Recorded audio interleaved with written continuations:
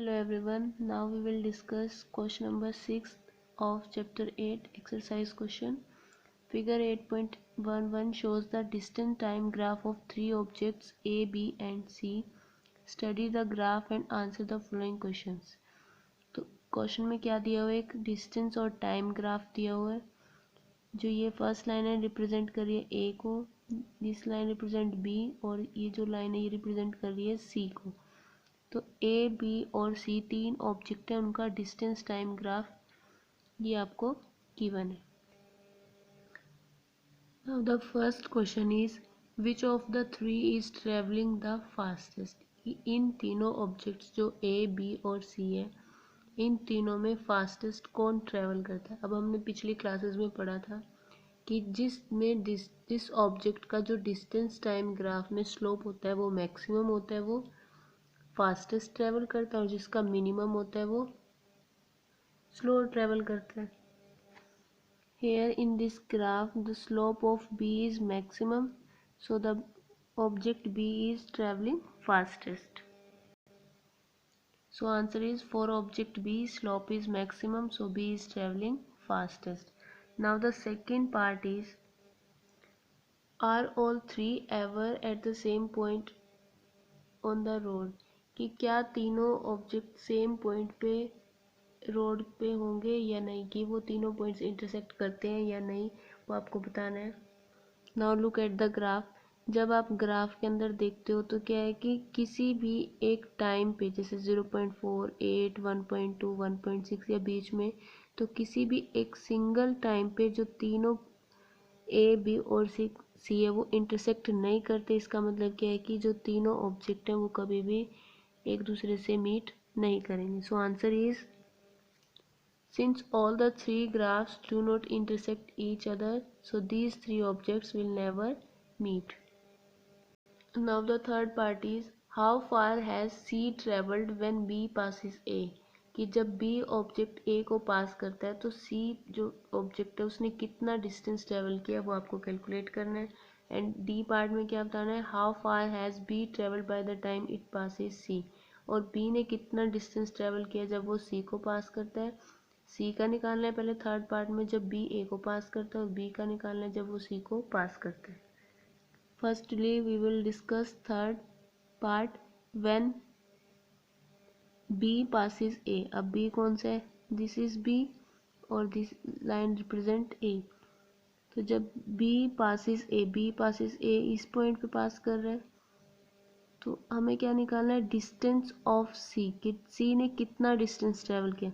तो इस पॉइंट पे जो सी का डिस्टेंस है वो क्या होगा, ये पॉइंट, ये जो पॉइंट है वो क्या रिप्रेजेंट करेगा, डिस्टेंस. तो जब आप इस लाइन को इधर, so when B is passing A, जब बी ए को पास कर रहा है तो हमें सी निकालने की, सी ने कितना डिस्टेंस ट्रेवल किया. तो सी ने कितना डिस्टेंस ट्रेवल किया, 8 किलोमीटर. लेकिन इनिशियल जो पोजीशन है वो सी की कहाँ पे है, यहाँ पर. तो आपको ओरिजिन से निकालना है कि उसने कितना डिस्टेंस ट्रेवल किया है, कि यहाँ से यहाँ तक कितना डिस्टेंस ट्रेवल किया वो निकालना है. अब 0 से लेके 4 तक कितने स्क्वायर ब्लॉक आ रहे हैं, 1 2 3 4 5 6 7. तो 0 से 4 तक 7 ब्लॉक्स आ रहे हैं, और वो किसके इक्वल है, 4 किलोमीटर के लिए. तो अगर आपको एक ब्लॉक का निकालना है कि एक ब्लॉक कितने किलोमीटर के इक्वल है, तो वो कैसे निकालेंगे, 7 स्क्वायर बॉक्स किसके इक्वल हुआ, 4 किलोमीटर के. 1 स्क्वायर बॉक्स क्या आएगा, 4/7 किलोमीटर. अब हमें इनिशियल डिस्टेंस निकालनी है सी की ओरिजिन से. जो सी लाइन है वो origin, this point is origin से कितना दूर है, 1 2 3 4, 4 ब्लॉक दूर है. और 1 ब्लॉक की वैल्यू कितनी आई है, 4/7. तो 4 ब्लॉक की कितनी आएगी, 16/7. मतलब यहाँ तक जो वैल्यू है वो कितनी होगी, 16/7 kilometre. So initial distance of C from origin कितना हो गया, 4 × 4/7, तो कितना आ गया, 16/7 kilometre. Distance of C from origin when B passes A, कि जब बी ए को पास करता है तो distance of C from origin, कि सी की ओरिजिन से कितना डिस्टेंस है. तो अभी हमने क्या देखा था ग्राफ के अंदर, जब बी पॉइंट ए को पास करता है तो जो ओरिजिन से सी की डिस्टेंस है वो कितनी है 8 किलोमीटर। तो यहाँ से यहाँ तक 8 किलोमीटर जब वो बी को पास कर रहा है, और इनिशियली जब ओरिजिन से कितनी है 16/7 किलोमीटर जो अभी मैंने निकाली। तो जब बी ए को पास कर रहा है तो जो सी ने डिस्टेंस ट्रेवल किया वो कितना किया 8 किलोमीटर। तो ओरिजिन से लेके यहाँ तक कितना किया 8 किलोमीटर, और इनिशियली ओरिजिन से लेके यहाँ तक कितना किया 16/7। तो हमें निकालना है कि जब बी ए को पास कर रहा है तो सी ने कितना डिस्टेंस ट्रेवल किया। तो सी ने तो डिस्टेंस ट्रेवल किया यहाँ से लेके यहाँ तक। तो अगर आप 8 में से 16/7 माइनस करते हो तो क्या बचेगा, जो उसने डिस्टेंस ट्रेवल किया। तो this distance travelled is 8 minus 16/7, ये आ जाएगा 5.714 किलोमीटर। तो जो सी ने डिस्टेंस ट्रेवल किया वो कितना है 5.714 kilometre. Now the D part is कि बी ने कितना ट्रेवल किया जब वो सी को पास करता है। अब बी कौन सा है, ये लाइन ओरिजिन से पास कर रही है। तो बी ने कितना डिस्टेंस ट्रेवल किया जब वो सी को पास कर रहा है। तो सी को पास कहाँ कर रहा है, इस पॉइंट पे। तो कितना डिस्टेंस ट्रेवल किया जब आप इस लाइन को इधर ज्वाइन करते हो, तो ये डिस्टेंस ट्रेवल किया यहाँ से लेके यहाँ तक। अब हमें पता है यहाँ तक कितना है 4 किलोमीटर। तो ऊपर 2 बॉक्सेस और है, तो यहाँ से यहाँ तक कितने हो गए 7 + 2 9 बॉक्स हो गए। 1 2 3 4 5 6 7 8 9। और अभी हमने निकाला था कि 1 स्क्वायर बॉक्स किसके इक्वल होता है 4/7 किलोमीटर। और अभी हमारे यहाँ कितने आए 9 बॉक्स, तो 9 से मल्टीप्लाई करते हैं तो ये कितना आएगा 36/7, तो 5.143 kilometre. Now the seventh question is a ball is gently dropped from a height of 20 metre. की कोई बॉल है जिसको 20 मीटर हाइट से ड्रॉप किया जाता है।